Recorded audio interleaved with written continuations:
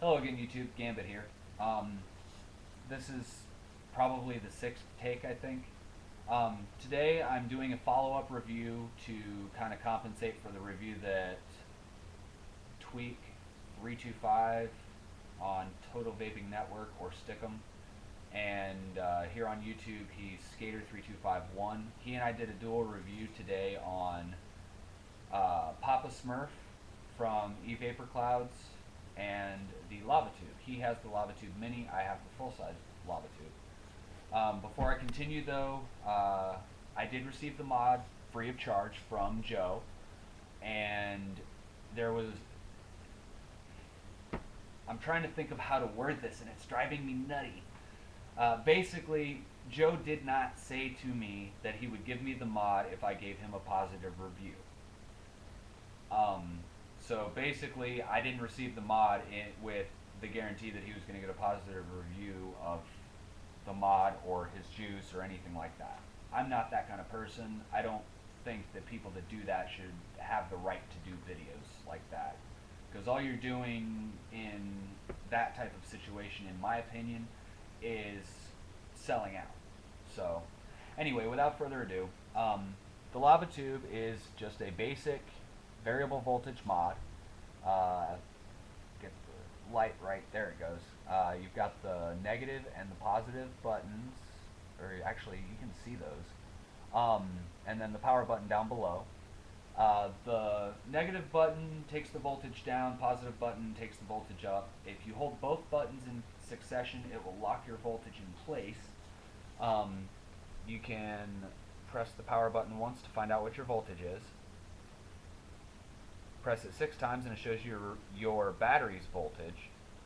And then if you press and hold it for 3 seconds, 3 to 5 seconds, somewhere in that time frame, I haven't timed it yet, but it's roughly 3 to 5 seconds, it'll shut it down so that you can carry it around in your pocket without having to worry about it firing, which I honestly don't see that happening, because I don't know if the audio is going to come up on that or not, but it's got a really clicky button, and now I understand why Grim Green rants and raves about clicky button mods. One thing that I want to touch on real quick, and what I'm about to say, I'm not advising that anybody do this, but actually, hang on a minute, I got to take the battery out anyway to show you this. But this device runs on a flat top IMR 18650 battery. This is a protected nipple-topped 18650 truss fire. The IMR doesn't have a brand on it. While the protected batteries do fit in the mod and it will vape, however, it is not recommended, because it's not recommended to do so for 2 reasons. The first reason being that it does not sit flush. The second reason, actually the first reason being that it voids your warranty. The second reason is that it doesn't sit flush, and it's just an aesthetic thing, I guess, but there's already enough protection in the circuitry as it is, so you really don't need protected batteries, is basically the point that I'm trying to get at. I actually need to, feels like the threading on my end cap is getting kind of hung up, so I'm going to go ahead and try and wipe some of the excess metal shavings away. That's another reason why you shouldn't use those in here. When you go to, also one of the other things that they've got built in is, that's the negative end, that's the positive end. I can put this in negative end first and it will not work, but it won't fry the circuitry either. It's just another safety precaution that the makers of this mod put into the device.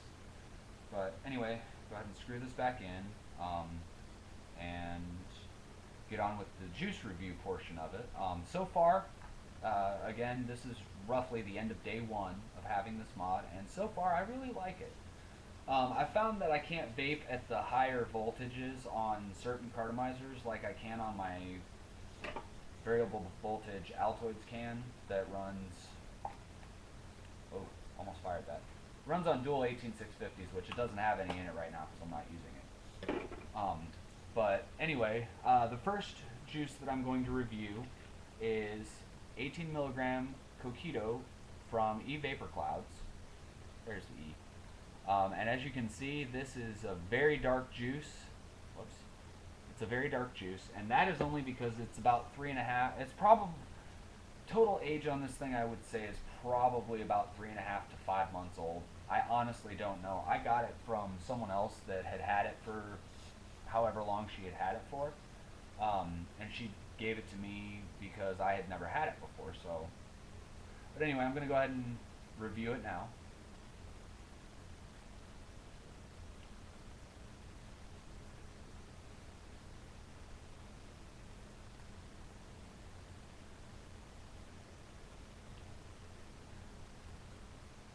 When I tried this juice the first time, I tasted what is it? It is, oh, hang on a minute, I gotta go back to conversation. No, not the right one. I must have already closed it. Oh well. Anyway, it's coconut, cream, rum, vanilla, and cinnamon, I believe, are the five flavors that are in this juice. When I first got it, I tasted the vanilla, the cinnamon, and the rum, and I could kind of make a hint of the cream. But from what I was talking with Joe about this juice earlier this evening, and he told me that the coconut is actually the base flavor. And when you get this juice, if you ever get this juice from Joe, make sure that you let it steep for at least 2 months before you vape it. So if you're planning on getting it, make sure you get something else to vape while you wait for this juice to steep. And I've come to realize too that all of Joe's juices taste completely different after they've steeped for a while. But this one, now the coconut is the primary flavor that you're tasting. And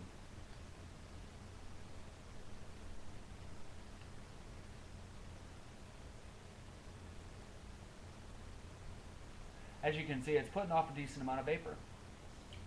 Mind you, this is at 3.3 volts on a low resistance 306 atomizer, which is usually what I use to test new juices, or in this case, redo old juices. One of the other things that I neglected to mention about the LavaTube, apparently had juice in the Addy connector, is there is actually a bit of a drip well in this, which, me being the kind of vapor that will vape on a tank or a cartomizer, I'll pretty much vape anything that I have available, but I prefer to drip above everything else. And in all honesty, I would prefer to drip on a low resistance 306.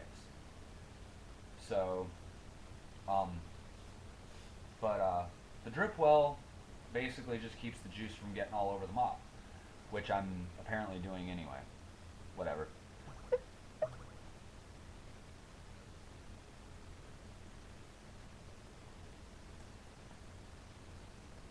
Okay, little puff. Ooh, man, that's different.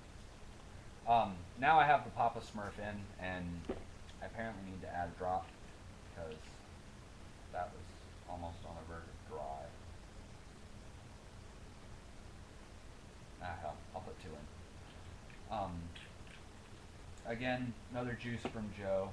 This one's also This one's been steeping just as long as the coquito.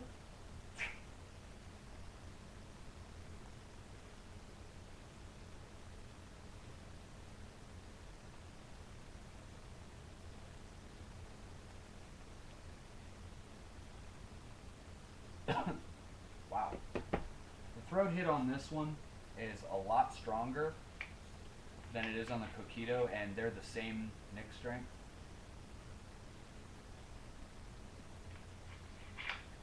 If you vape, you must be, blah.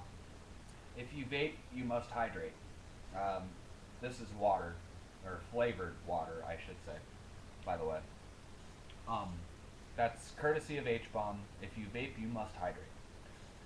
Anyway, Papa Smurf is a blueberry, strawberry, and cream vape. When I first got this, I tasted the blueberry more than anything. And I don't really care for the blueberry flavoring. Ironically enough, I love like blueberry muffins, for instance. I absolutely adore blueberry muffins, blueberry pancakes, that sort of thing. I love blueberries, but for some reason, the blueberry in the Papa Smurf just didn't taste right to me. So it was kind of one of those vapes that I ended up turning down for the time being. I figured, you know what? I'll let it steep a little while, and trying it today, now the strawberry and cream comes out more, but there's still the undertone of the blueberry. Um, as with any of Joe's juices, I love Joe's juice. Um, Not to mention the fact that he is a great distributor. Um, he almost always throws in free samples of stuff when you order from him. I mean, I don't think that I've ordered anything from him and not gotten more than what I ordered for, so, or more than what I ordered. So, but I'm gonna go ahead and take another toot on this and wrap this video up because it's getting closer, or it's getting a little bit too close to the 15.5 minute marker that the way that I'm doing this allows you to have. So.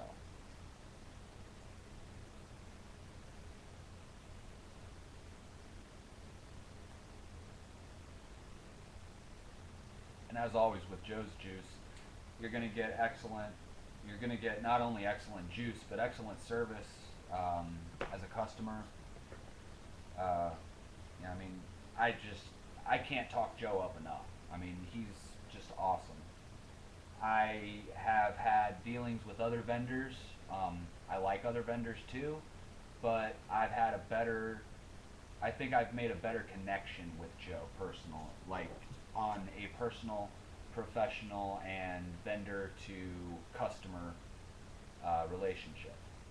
So I'm basically always going to recommend Joe to anybody simply because of the fact that his juice is bar none, hands down, the best that I have ever had.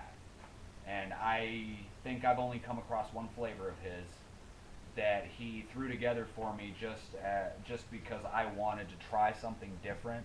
He threw together a bacon flavored juice for me, and I vaped it. I tried it out. I didn't like it, so I stopped vaping it. But you know, I mean, he's one of the kind of vendors that just goes above and beyond every single time. And as a customer, I really appreciate that, and I love the fact that he does that.